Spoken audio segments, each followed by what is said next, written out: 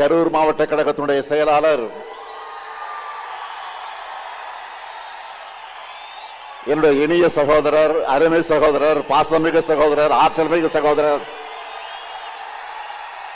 செயல் வீரர் செந்தில் பாலாஜி அவர்களே,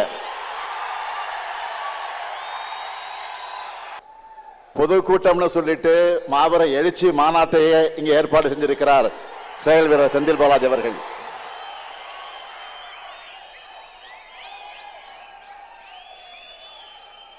நாம கோடு போட சொன்னா ரோடு போடுவாரு.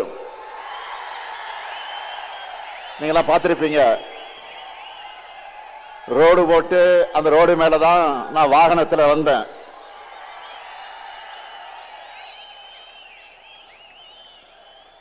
மேற்கு மண்டலத்தில் எதிரிகளுக்கெல்லாம் ஒரு சிம்ம சொப்பனமாக இருக்கக்கூடியவர் தான் நம்முடைய செந்தில் பாலாஜி அவர்கள்.